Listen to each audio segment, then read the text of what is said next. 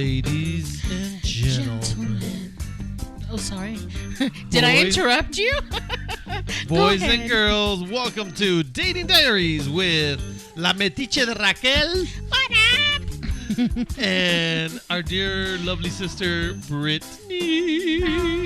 Woo woo. You know you love us. I love right now, Brittany. I'm not loving you right now. Wait a minute. What did I do? You were being mean to me. offend. You offensive. I know. I You're always offensive. offend. It's offensive. It's offensive. Oh my god. I need more of. Oh my gosh. Booty, booty, so booty. I know our last session got pretty heated with Raw Dog and he hurt my feelings. I'm not gonna lie. And I explained that I did apologize, but that's not where I was going. Why is he blaming me? I was not blaming you though. So can we kind of clarify for our people so they can understand what we're talking about? So we did part 1 and part 2. So if you want to find out, you got to listen to part 1 and part 2. Okay. You'll get to hear how we started arguing. Yeah. They went. I was ready to pop him heavy in the face. I know she looked at me like I was about. I'm a new person, so I was holding back. The Latina came out. Oh my god! I was like, let me tell you before you start talking. I'm just kidding. And Raja was actually pretty. You were put together. You didn't also like. You were just kind of like. I was confused, honestly, and I think it was kind of like that whole thing that you were going through. You saw it as one way, and I'm over here trying to figure out why are you upset. I'm just trying to figure out how this went to that, and why didn't you just try to make this call? And you felt like I was blaming you, and I'm glad we had a conversation afterwards. We did. And we apologized, and we made up, and life is good again. I like him again, I guess. Just for now. And I think that's the reason why this show is the way it is because we don't. We're not afraid to tell each other how we feel. That's true. And if we're pissed, we'll let you know online, and then we'll get pissed. We'll scream at each other, and then we're good.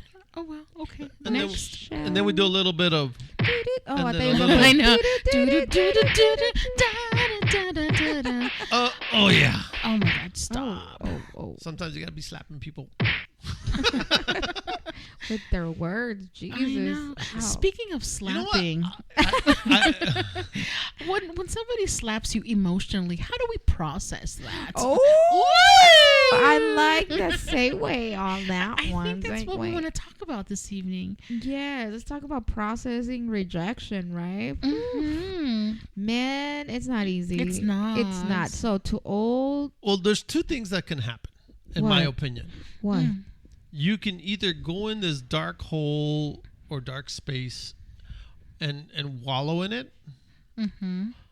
or you can hold on to it for a little bit and then let it go and then start moving on. Or 3, if that person's a piece of shit, you just move on. And that person was a piece of shit, and you should move on because you deserve better, Brittany. Yeah, I hear. Yeah, you're right. But I think that's not how that's not how I process things. Okay. It takes me time to process. So, so the way I did process the rejection, because it sucked. It felt horrible. The moment this guy just said, we don't need to be talking anymore, I was like crushed. I was like, but why? I mean, it was just one minor thing. Like, what's the big deal? Like, oh my God, we could talk about it. But that was not my reaction to that. I mean, I just said, fine. If he doesn't want to talk to me, that's fine. Let's just let it go.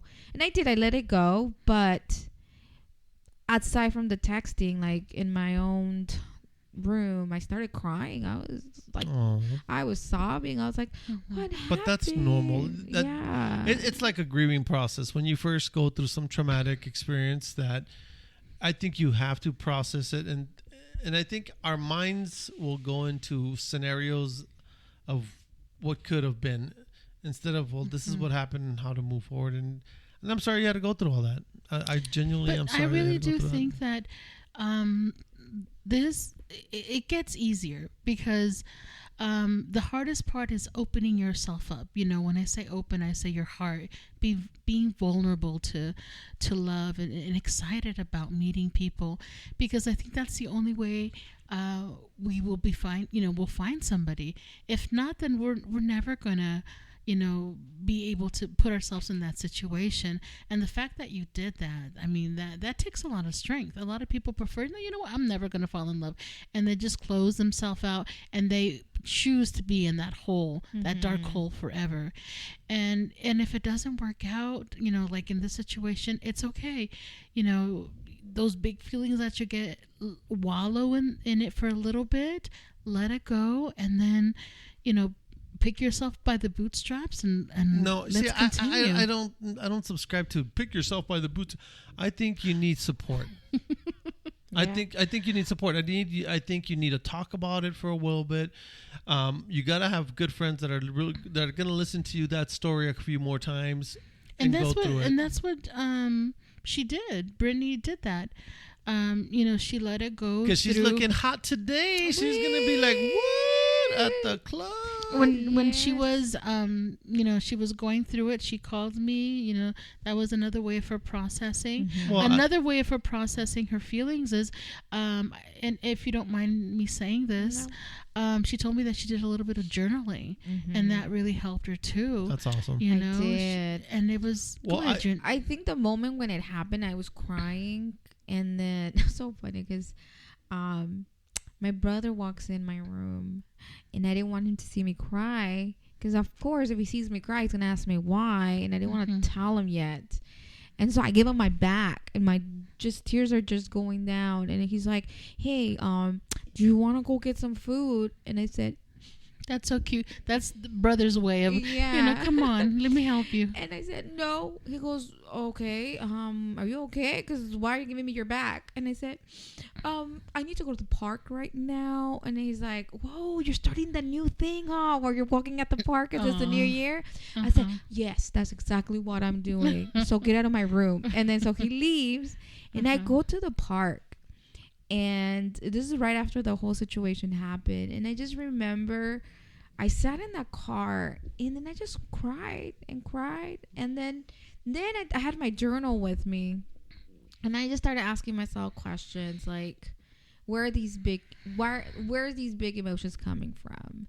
Or am I really truly grieving this man that I only knew for 2 days, or am I grieving something more than just that? And it just came to the conclusion that I was truly just grieving the fact that I had painted this big picture in my head of how things were going to work out between me and this guy, and that, I finally found someone and he could be the one. And I think I was grieving the story that I had created about this man, and not so much the guy. I think that's very well put, because our friend Raquel paints stories like that all the time. And I think you just clarified it for her now.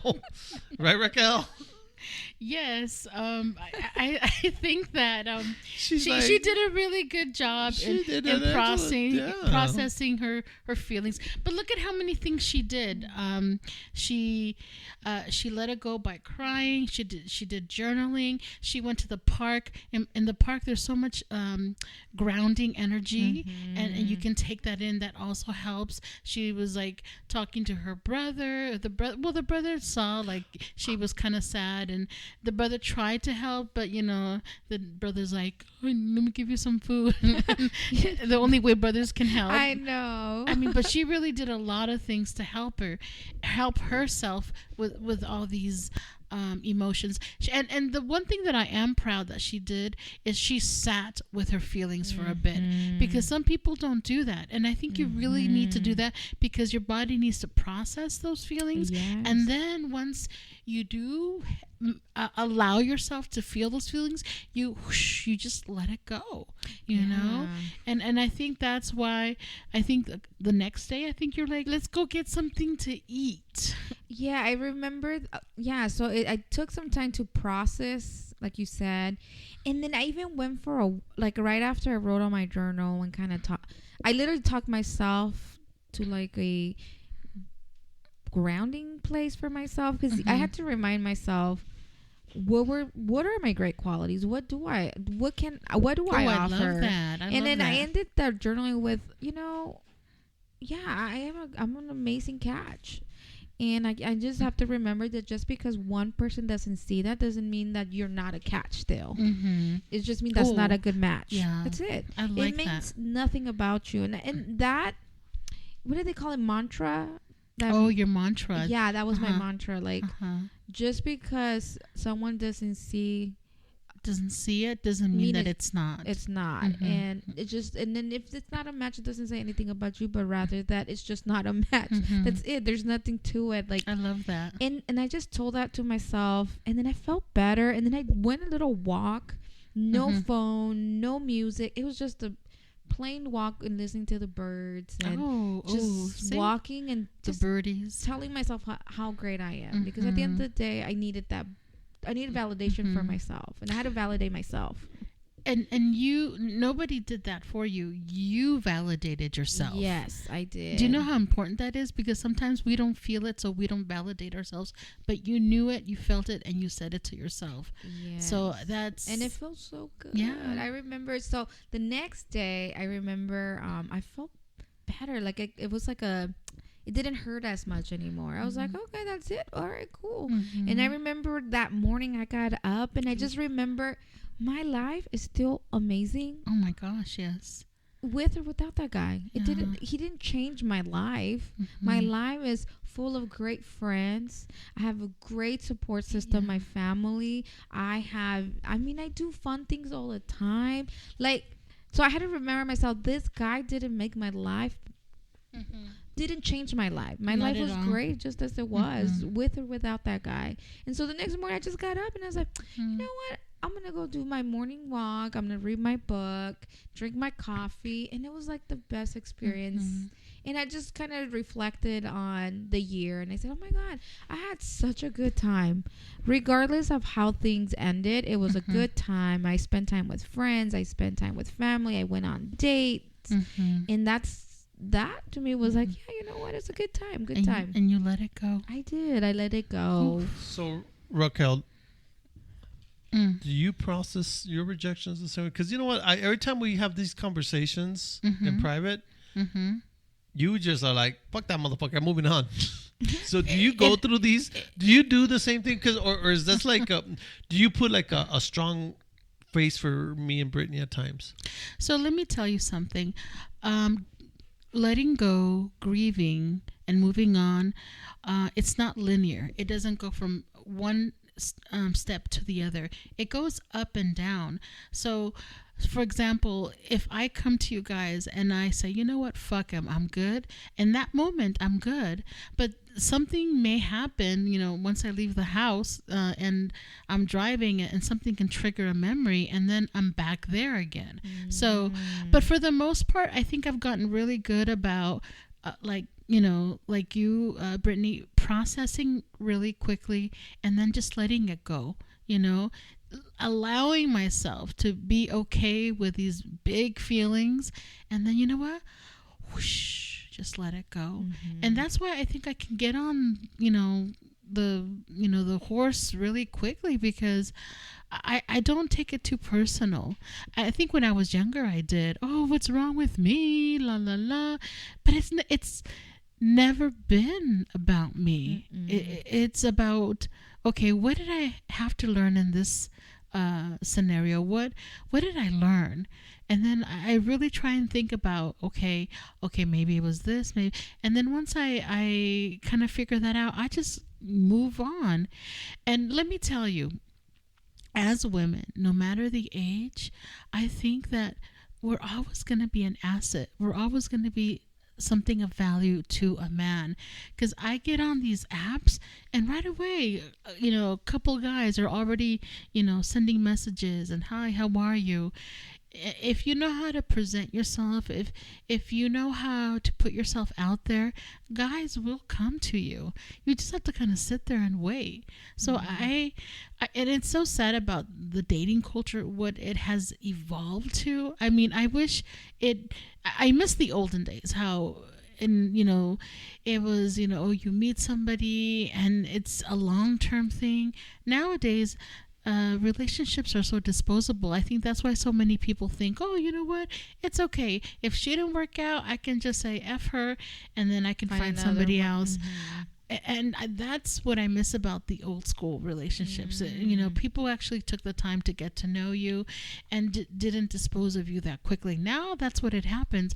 But what can you do? You just have to kind of sometimes roll with the punches. You can't be like, you know, holding on to something that is no longer here. You may find some people out there that, you know, carry the same values as you or old school as you, and actually that's what I'm looking for, is someone who was kind of raised in a similar way, thought in similar ways, and we can just kind of do our thing. But it's like trying to find a needle in the haystack, that type of guy, you know. But you know, I'm happy single because even though I am alone, I'm not lonely. I have a full life. I have so many people that support me. Okay. What was that? Don't worry about it. Was that your way, Mr. Raw Dog, to tell me no, you know what? Good. You're on a rant. You know what? I think I was on a rant. I better be quiet. So anyways, that's my thing. So, Raw Dog, how do you process? How do men process? Oh, my God. Lord. Do they eat? Oh, sorry. Do they even process? I don't know. And I get on my 90s music tracks of why I'm so much better at it. No, I'm just kidding. It depends. Honestly, the shorter the relationship, the easier it is for me to process. The longer I've been in it, and the more experiences that I have, it makes it a little harder. In your situation, personally, if it would have been the third or fourth date, in my mind, I would not have any expectations yet, because it's third or fourth date. We don't even know how we are intimate. I don't even know how we are really emotionally, because I'm still getting to know you, and I'm just having fun and enjoying it. And I could definitely easily walk away and move on. But you had this connection, or you felt a connection so strong, and I think you visualized something bigger than that, and in hopes that this was going to be something bigger and well, and you lead didn't to. answer the question. How do you process? Well, that's what I'm saying. So the way I just process it, if it's something like this, I would just walk away from it. But what if it's long term if it's long term, yeah, I honestly, I rethink it, and I go over what mistakes I possibly made, and then I look at what mistakes that person made, and then I try and see, okay, what am I looking for in the next person? Because if X, Y, and Z pissed them off about me, and I know this is going to be me no matter what, then the next person has to deal with X, Y, and Z. And I need someone that's going to be able to deal with X, Y, and Z, and I need to deal with this portion of it that I didn't deal with at that time. And I just opened myself up to, you know, what are some of the things I need to find in the next relationship, and just modify my expectations for the next person. So I'm listening to your Raw Dog, and what I'm hearing is that you're thinking logically. Yeah. You're thinking like, okay, most men do, though. This is what I did wrong. This is what I need to correct myself on. But what about those feelings? You cry. You feel exactly like she felt. You go through this emotional ball where you feel like crap, and you know what? You have to go through that. So that's, you have to go through that journey. I think that's the question that she has and I have. Like, when you're going through it, what is it? Feelings. Those big feelings, yeah. What is it that you do to process those feelings? Exactly what I tell you guys. I talk to you guys. I talk to family.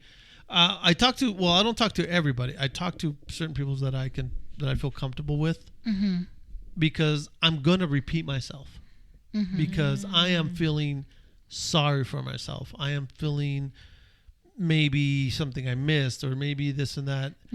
And you guys are going to be my rock. It be you, certain members of my family, whoever that I entrust this much to listen to me, to tell me the reality of it, to either say, you know what, you were right in what you did, and be thankful that you got away from him, even though that's not what I want to hear. What I want to hear is, no, it's because this and that. And, oh, you know, and then the angels will part the heavens and you'll be okay. It doesn't work that way. Mm-hmm. But I just, you need someone that's going to say, you know what, you were doing everything right, or you were doing this wrong, and it's either yes, it was your fault for doing this, or no, it was not. And being honest with me. Mm-hmm. And also, you guys are very caring and endearing, where you will listen to me, and you probably might let me get away with it once or twice, but by the third or fourth time, you guys are going to be like, listen up, motherfucker, this is what we're going to do. Listen, Linda. Listen, Linda. And so then you go from process there. through talking. Yeah, I process through talking, through affirmations, like I said, and logic. To me, okay, I know my character is this, okay? And I know there's certain things that I just will not put up with. So my next question is, if I see signs in this next relation early on, am I going to be able to put up with it at that point? Is it something I can change, or is it something that still bothers the shit out of me and I need to cut that shit off and be like, okay, I need to move on because I'm going to go back? Got it. Okay. That makes sense. And you answered my question. Good. I'm glad, because I'm thinking, wait a minute. He's just talking about, I do this, I do. No, but we wanted to know how. Oh, no, yeah. You're going to go. I don't Yeah. care if you're man or woman. When you're hurt, you're hurt. You're hurt. I mean, there's a ton of country. If any man that says, "Oh no, listen to every damn love country song written by a man guy who goes, there's a tear in my beer for you, dear." I'm just saying. Did you just make that up? No, that's a real song. Oh, there is. There is. Shit, you listen to Ellen Jackson. I loved you for 40 million years or whatever. Toby Keith sang one about him, about a high school sweetheart. I mean, that's true. So don't tell me men don't feel this way. Bullshit. They do. Men feel, but I think when they get heartbroken, it takes them longer to recover. We write so? we write country songs about it. You know what? I once heard this, that men only love once, like a big love, and then after that, that's it. And That's everything that comes after that is just like logic. It's just logic. That's what I heard. It's like they lose their logic for the first one that they really truly love. See, And then after that, and they find out how much it hurts, logic kicks in. yeah, they're they just shut down, and they just shut down. everything after And that. no one else could get that close. Yeah, there you go. They're so afraid of opening themselves true? up again. No, if that were true, then I wouldn't be in a relationship with my fiance Savannah. No, but that's not what we're saying. You still be in a relationship, but you just won't love the same way, as deep. No, I disagree. Okay. I disagree. And here's your mantra, people. Here's your mantra. Woosah, woosah, I'm not gonna beat his ass. I said breathe in, breathe out. I'm not gonna scream and shout. I said breathe in, breathe out. Don't knock their ass out. I love it. Say that a few times, guys, and you'll be all right. You'll be all right. I've never heard that before. Yeah. Is that a thing? Yeah, it's a thing. Oh, okay. It's actually been a thing for women. It's been trending on my thing, and it just every time I listen to it, I laugh. For women, he said he trend on his stuff. What do you watch? I love it. This is how you guys make me feel. I'm not gonna beat his ass. He is one of the girls, you know. Breathe out. I'm not gonna scream and shout. I said breathe in. Breathe out. I'm not gonna whoop your Raw dog, ass. I do see you as one of the gals, okay? I'm not gonna lie. Whatever. It is a good thing, though, you know. You guys are my sisters. I see you as my family. Yeah. If anything, You're you're the big brother. it don't matter how many times we argue and I say I'm not talking to you, and then next week they're like, I'm sorry, I love you. But you're right though. You do need. I feel like when you go through something like that, you do need people that are gonna tell you the truth. Yeah, I mean, Like it or not, even though you get pissed, you're like, yeah, you know what, he was right. Yeah, you sit down, you're like, oh, maybe she was right. I just didn't want to hear it at that moment, but he was right. But you know what? But when they Damn! Breathe in, breathe out. Don't knock his ass out. woosah, Oh, Lord. That's gonna be our new mantra, See, people. you cut me off when I'm corny. Why can't I cut you off now? Because you're all about. We need to get you a new one. That board is. She doesn't like it anymore. Yeah. No, I like it. It's nice. There it is. But no, it's true though. You do need your friends that are, you might need sometimes where you just need someone to hear you out, and sometimes you need the truth, So- and you need it all in between. And Let me. good. I'll tell you a cool little story really quick. Cool to who? Let's see. Oh my god. Is it true? It's a true story. Yes, it is. Oh, tell us. Okay, so there was one girl that I was into for about a year and a half. Or things happened, whatever. It took me literally almost a year and 3 months to get over it. Really? Yep.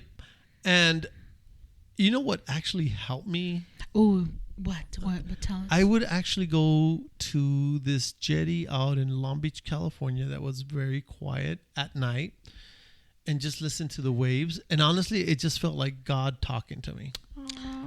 And I would pray and I would meditate. And you know what? By the morning time, I felt a million times better. So I think what you're doing when you do this nature thing, it's your way of getting close to God and listening to Him tell you it's going to be all right. Right. You're gonna get through this because I know how strong I made you, Oh. and I made you stronger than you think you did. Yeah. You're not gonna rip. You're not gonna tear, girl. You might feel like it, but you're not. It's so funny that you say that. Can I tell you a quick story about? No, that's enough. That's about all the the time I beach? have. No, listen to me. There was one time where I was going through a rough time, and I went to the beach. I was living back in California, and I was just kind of looking out into the ocean, looking up at the clouds, and I told God, give me a sign that you're listening to me.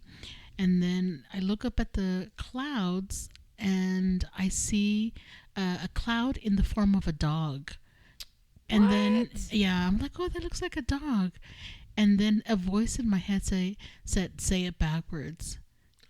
Oh, isn't that? I'm like, okay. Cute. I'm like, okay, he's here with me. Yeah, and for all of those of you out there who have different religious beliefs and all that, this is our belief. You don't have to absolutely listen to what we have to say, but I think the reason why I go to the park, it's more of the energy Yeah. that nature brings. Okay. It's like a sense of you're bigger. Like the world is much bigger than you. Yep. And there's bigger things and the possibilities. And you look at the trees and you're like, this started from nothing and look how big it is now. Yeah. And it makes you think about the possibilities of life. And maybe this one thing didn't work out, but there's bigger things out there for you. And so I guess I don't see it more of like God thing for me. It's more of like the energy, and it makes you self-reflect that life is much more than that. and on that note, All right, Here. and on that note, we have to end Amen. it. But ladies and gentlemen, thank you for joining us once again for Dating Diaries with Raquel and Brittany. Once again, we want to thank you all for listening. We actually now got North Carolina listening over here. wow. Tennessee. Woo, I see you, Tennessee. I love Tennessee. Georgia, you're coming on in strong. Georgia. And of course, we have our faves. We got California in the his house, Cali. the big AZ, and a few people from Vegas and Utah. We love you. Thank you for listening and being part of the show. Oh Have my a good God. night, everybody. This was such a zen show. It was.